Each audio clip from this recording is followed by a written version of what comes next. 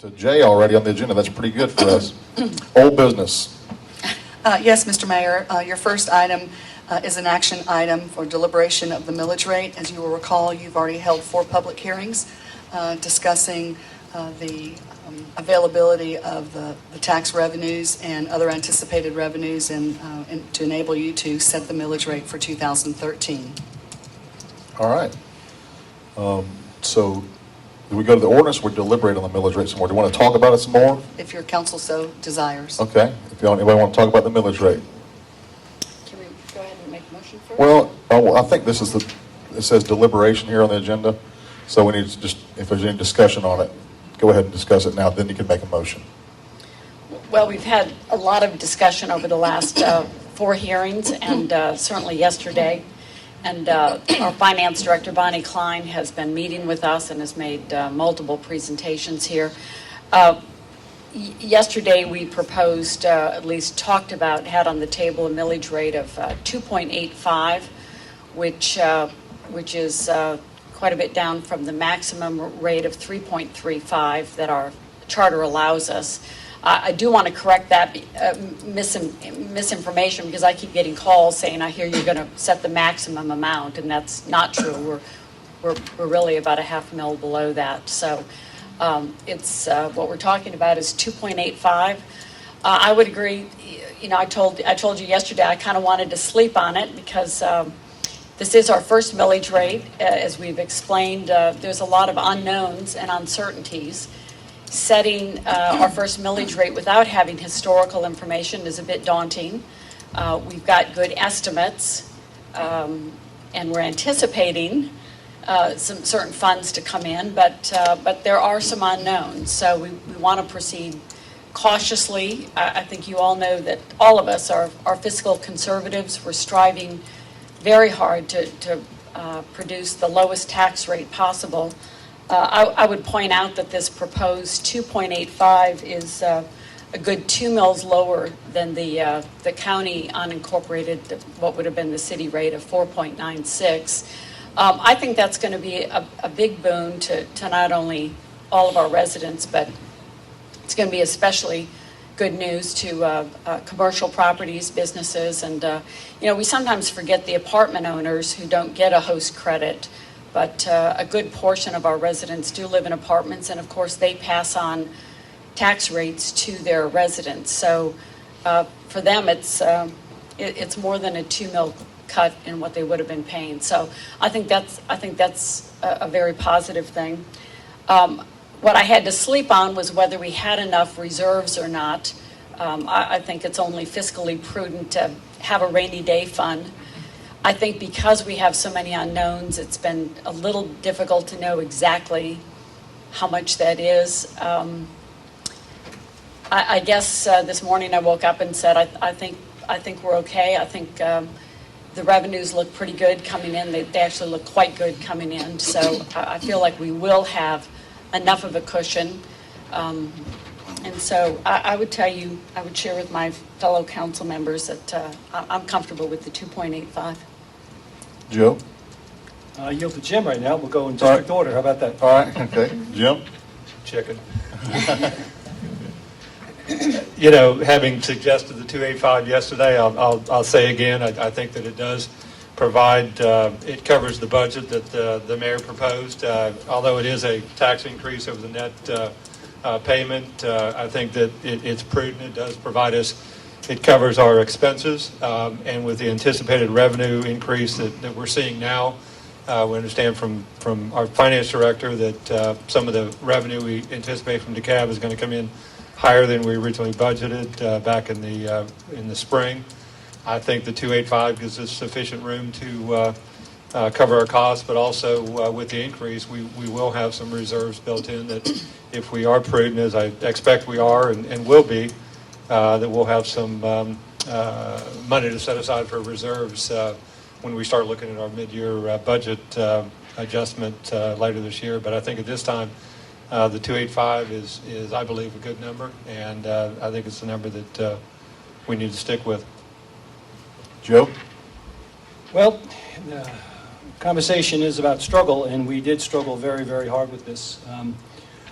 we were all on the same page. And I want to thank Jim for taking the charge to challenge us at our original 2.95 to 2.85. It's like we going down in a windstorm. I mean, it was pretty easy to convince us. Just for those of you who maybe have not been following this, some of the numbers are, this is a 0.5 mil decrease. It represents a 15% decrease off of the 3.35 max that we were permitted to do according to charter. The dollar difference versus the 3.35 was $952,125. Our charge is to cover costs, so we're looking at a $5.4 million amount that we were looking to cover. At the 2.85, the estimated generated revenues were $5,427,000. That means that we were $27,000 over what our estimate was for what we were trying to achieve. That's 0.5%. We did not leave a lot of margin. We went as far as we could go in good prudence and good judgment to make sure that we were reflecting and passing on the maximum amount of discount that we could to our residents. And I'm pleased with this. All right, I guess I'll go last, and then we'll move on to the vote. This is probably going to be the last comment I want to make about this from the stand during a council meeting about this millage rate. I was on vacation last week in Sarasota, and I started getting calls from folks who were scared, getting anonymous robocalls, like was mentioned earlier by the gentleman, that I was raising taxes and I wanted to raise taxes and we're going to set the millage rate at the max, all sorts of things. There have been mailings put out by anonymous groups claiming they were raising taxes. Again, untrue. Just to give folks a history so that everybody understands where we're coming from. I know there's a difference of opinion on some of this, but from my standpoint, from where I am as the mayor, and for what I worked on to help build this city, the history behind our millage cap is as follows. When the charter was drafted last spring, winter, and passed out of the legislature, a millage rate cap of 3.35 mils was put into the charter. And there was a reason for that. Because DeKalb County's millage rate at the time for the unincorporated tax district and the police line item was a total of 6.39 mils. That's what DeKalb was charging you on your tax bill at that time, February, March of last year. All the way up until July of last year, it was 6.39 mils. That 6.39 mils for the property tax portion of your taxes that you pay was what goes to cities to cover those services like police and other services. That's what the county allocated. For the police line item, I think it was 4 something mils, and the unincorporated tax district was 2 something mils. So when the 3.35 figure was put into the charter, that was about half of what DeKalb was charging. But it came to that rate because when you figured the host credit in, 3.35 mils represented a figure that for most taxpayers in Brookhaven, even with franchise fees, represented either paying the same to DeKalb County or paying slightly less to DeKalb County. That's a fact that's not disputed. That's the 3.35 millage rate. The math doesn't lie. That's what it represented. So 2 weeks before the referendum in July, and this is my opinion, and that's backed up by facts, DeKalb County took money out of the line item that went to just to people going in cities for the governments to spend in cities. They shifted a little over 2 mils from the police line item, which is what cities use to pay for their police department, and put it into the county general operating budget.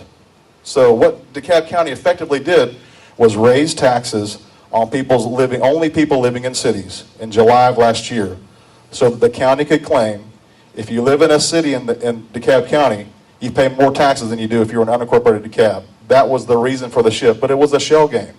It didn't do anything other than take funds away from cities and put them in the general operating fund, which DeKalb County, however your opinion is, I say they would waste it, but that's what happened. It was a political maneuver that's not going to last. And we've already heard this year that DeKalb County is going to have to put some of that money back in. So the time that they're saying that they don't have enough money for police and not enough policemen, they're trying to charge us $525,000 a month for police services. They took money out of the police line item because I guess they were so awash with cash they didn't need it to go in there. No, they did. It was an irresponsible move, and it was political in nature. So, that being said, what I campaigned on and what I believe in and what this city is going to accomplish is that eventually you will be paying less taxes in the city of Brookhaven than you will be paying in DeKalb County. And I think we're all, even, I know Bates, I can speak for him, we're all committed to that goal. That if you live in the city of Brookhaven, you're going to get better services and you're going to end up paying less in taxes. I don't know how much less, but we're going to do that. Because DeKalb County is going to have to put that money back in the police budget because they wiped out their reserve. They can't keep going on with a low millage rate for police. They've already put some back. They put a $500,000 back, or they're going to put a $500,000 back from what we hear. Next year, they'll probably put another $1 or $1.5 million back. So all this talk about us raising taxes is dishonest talk because you have to know the context and what really happened with the millage rate. And I hope people understand that. They need to do their research and understand where we're coming from. We are all on the same page. Some of us were against the city, some of us were for it. Some of you were against the city, some of you were for it. We're all together now. We're all going to have a well-run, efficient city. If we maintain this council up here the way things are going, I'm very confident that in next year and the year after and the year after that, you're going to see a big difference in services and your taxes.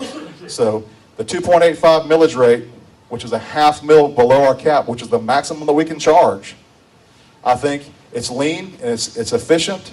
It's a good start. Hopefully we can go down lower next year.